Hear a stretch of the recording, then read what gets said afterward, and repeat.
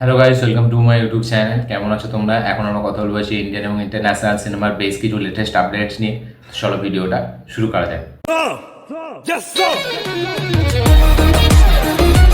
প্রথম যেটা আপডেট সেটা হলো বাংলাদেশের আপকামিং মোস্ট অ্যান্টিসিপেটেড সিনেমা মানে তুফানকে নিয়ে। ইয়েস, তো শোনা যাচ্ছে সাকিব খানের এই সিনেমার যে একটা গান, সেই গানে গাইতে চলেছে প্রীতম হাসান। ইয়েস, প্রীতম হাসান মানে একটা গান থাকতে চলেছে এবং এই গানটার টাইটেল হতে চলেছে উড়ু উড়ু লাগে। ইয়েস, উড়ু ধুরু লাগে এর টাইটেল, এবং হয়তো এই গানটাই হয়তো সব থেকে প্রথম বেরোবে।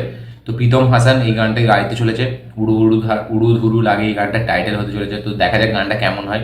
ঠিক আছে, মিমি চক্রবর্তী আছে এই সিনেমাতে, আমরা সকলে জানি। তো তুফানের প্রথম গান হয়তো খুব শিগগিরই আমরা দেখতে পাবো। তো দেখা যাক গানটি কেমন হয়। এরপরের আপডেট হচ্ছে রামায়ণকে নিয়ে। Yes, Nitish Tiwari upcoming cinema Ramayana. শোনা যাচ্ছে যে রামায়ণে যে রাবণের লঙ্কাটা সোনার লঙ্কা বলা হয়, আমরা সকলে জানি সোনার লঙ্কা তাকে বলা হয়। তো সেই সোনার যে মানে অথেন্টিক সিটিটা, সেটা মানে বজায় রাখার জন্য এখানে নীতিশ তিওয়ারি যে গেট আপ, যে কস্টিউম আছে না, সেইগুলোকে কিন্তু মানে অরিজিনাল সোনা দিয়েই মানে সেগুলো কাজ করার চেষ্টা করছে। সে সিনেমাটোগ্রাফি এমনভাবেই হবে যেখানে মনে হবে যেন পুরো খাঁটি মানে অরিজিনাল যে সোনা লঙ্কা যেরকম ছিল সেরকম যেন ফিলটা সে দেয়। ঠিক আছে, তাই জন্য সে অরিজিনাল সোনা দিয়ে অনেক কিছু মানে কাজ করতে চলেছে। সেখানে কস্টিউম বলুন, সেখানে যাই বলুন, রাবণের যে শ্যুট বলুন, সেগুলো সবই কিন্তু অথেন্টিক রাখার জন্য সেখানে সে অরিজিনাল সোনার ব্যবহার করতে চলেছে, এরকম আপডেট উঠে এসছে। তো দেখা যাক। নীতিশ তিওয়ারি আমরা সকলে জানি সে সবসময় মানে অথেন্টিসিটি বজায় রাখার জন্য সে অনেক কিছু করে। আমরা দাঙ্গায় দেখেছি তার কাজ, ছিচোরের মতো সিনেমাতে দেখেছি। সে খুবই মানে গ্রাউন্ড লেভেলে জিনিসটাকে রাখতে চায় যাতে অথেন্টিসিটিটা ভালো একদম উঠে আসে। তো শোনা যাচ্ছে যে রাবণের লঙ্কা বা কস্টিউম এইগুলো যেটুকু হবে সেগুলো নাকি সব সোনা দিয়ে মানে বানানো হবে, সোনা দিয়ে করে সেই শটগুলো নেওয়া হবে। দেখা যাক সেটা কতটা স্ক্রিনে ফুটে আসে, এটাই দেখার বিষয়। তো এটা ছিল রামায়ণ থেকে আপডেট। আজকে পরের আপডেট হচ্ছে কালকে 2898 এডি এই সিনেমাটি থেকে। ইয়েস, তো এই সিনেমার যে প্রথম গান সেটা 22 তারিখে আসতে চলেছে, এরকমই আপডেট উঠে এসেছে যে 22 তারিখের ফার্স্ট সিঙ্গেলটা আসতে পারে কালকে 2898 এডি। দেখা যাক, কালকে তো 22 তারিখ, ঠিক আছে, তো কালকে কি হয় এটা দেখার বিষয়। দেখা যাক কি হয়। আজকে পরের ব্যাপারটা হচ্ছে এনটিআরকে নিয়ে। ইয়েস, তো জুনিয়র এনটিআরের বার্থডে ছিল কালকে। তো তার আপকামিং সিনেমা যেটা মানে সে প্রশান্ত নীলের সাথে করবে, যেটাকে এখন প্রডিউস করবে মাইথিলি মুভি মেকার্স। তো সেই সিনেমার টাইটেল আমরা শুনতে পেয়েছিলাম কিছুদিন আগে যে ড্রাগন হতে চলেছে। তো এখনো টাইটেল নিয়ে আর সেরকম কিছু কাজ হয়নি, এই টাইটেলটা এখনো পর্যন্ত সবাই জানে। তো শোনা যাচ্ছে যে এই সিনেমার শুটিং আগস্ট মাস থেকে চালু হয়ে যাবে। ইয়েস, এই সিনেমার শুটিং খুবই তাড়াতাড়ি চালু হতে যাচ্ছে এবং এই সিনেমাটি হয়তো পরের বছর বা 2027-26-এর প্রথম দিকে হয়তো আমরা দেখতে পেতে চলেছি। তো প্রশান্ত নীল ডিরেক্ট করছে, এনটিআর আছে, মাইথিলি মুভি মেকার্স প্রডিউস করছে। দেখা যাক কেমন হয় কম্বিনেশনটা এবং এই সিনেমার টিজার ট্রেলার আমরা কতদিন পর দেখতে পাই।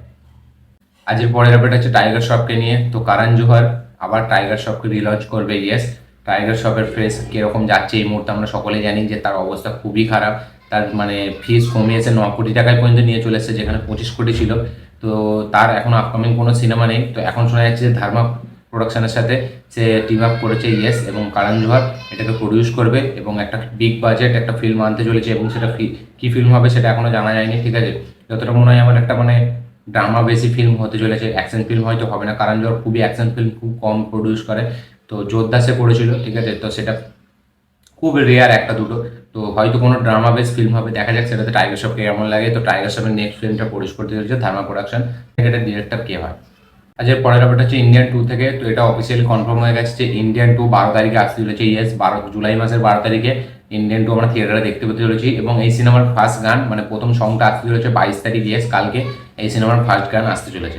পরের ব্যাপারটা হচ্ছে স্পাইডারম্যান 4কে নিয়ে। ইয়েস, তো স্পাইডারম্যান 4-এর কাজ খুব চলছে, ঠিক আছে, ভালোভাবে চলছে। এই ফিল্মটা খুবই তাড়াতাড়ি চালু হয়ে যাবে শুটিং। তো এই সিনেমাটি শোনা যাচ্ছে রিলিজ করার প্ল্যান করছে মেকার্সরা 2025-এর শেষের দিকে। ইয়েস, 2025-এর শেষে হয়তো আমরা স্পাইডারম্যান দেখতে পেতে চলেছি। তো এবার দেখা যাক কী হয়। এবং শোনা যাচ্ছে যে এই সিনেমাতে স্পাইডারম্যান 4-এ ভেনমের একটা মানে থাকতে চলেছে। স্পাইডারম্যান 4-এ হয়তো আমরা ভেনমকেও দেখতে পেতে চলেছি। দেখা যাক সেটা কী হয়। ভেনমকে না দেখতে পেলেও ভেনমের যে কস্টিউমটা মানে ভেনমের মধ্যে স্পাইডারম্যান 3-তে আমরা দেখেছিলাম একটা কালো স্পাইডারম্যান আছে, তো সেই স্পাইডারম্যানটা থাকতে চলেছে। তো দেখা যাক সেটা কতদূর কী হয়। তো এই সিনেমার শুটিং খুব তাড়াতাড়ি চালু হচ্ছে। আজকের পরের আপডেটটা আবার রামায়ণ থেকে। তো রামায়ণের ওয়ার্কিং টাইটেল শোনা যাচ্ছে যে গড পাওয়ার হতে চলেছে। ইয়েস, গড পাওয়ার বলে এখন এই নামটা সেভ মানে রাখা হবে এখনো পর্যন্ত, মানে যেহেতু ওয়ার্কিং টাইটেল। তো দেখা যাক, অরিজিনাল টাইটেল তো রামায়ণেই থাকবে, রামায়ণে কি হয় পার্ট 1-এর কি নাম থাকে কোনো আলাদা, এটাই দেখার বিষয়। তো এর ওয়ার্কিং টাইটেল এখন গড পাওয়ার লেখা হয়েছে।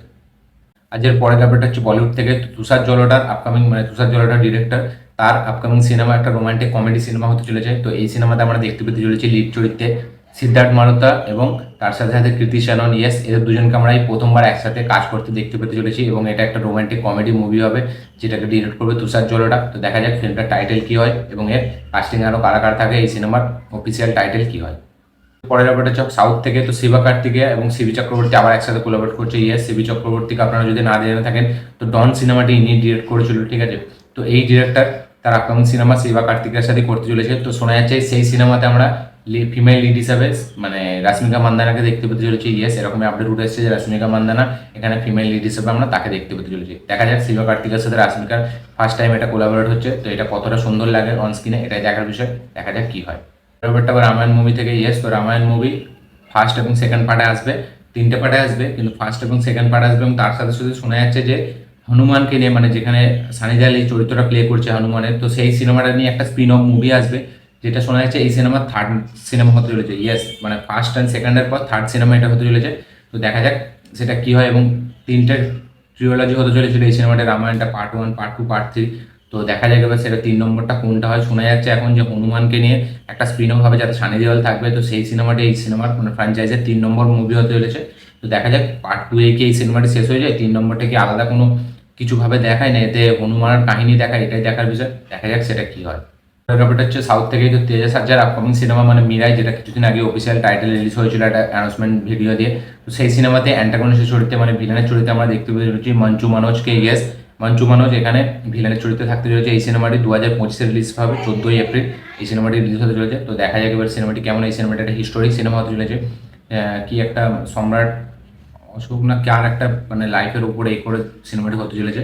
তো দেখা যাক সিনেমাটি কেমন হয়। তেজা সাজ্জা হনুমানের পর তার বিশাল ডিমান্ড, দেখা যাক সেই সিনেমাটি কিরকম মানে পুল আপ করতে পারে। আজকে পরের ব্যাপার হচ্ছে মিস্টার অ্যান্ড মিসেস মাহি সিনেমাটিকে নিয়ে। ইয়েস, তো 31শে মে এই সিনেমাটি রিলিজ হচ্ছে, যাতে জাহ্নবী কাপুর এবং রাজকুমার রাও লিড চরিত্রে আছে।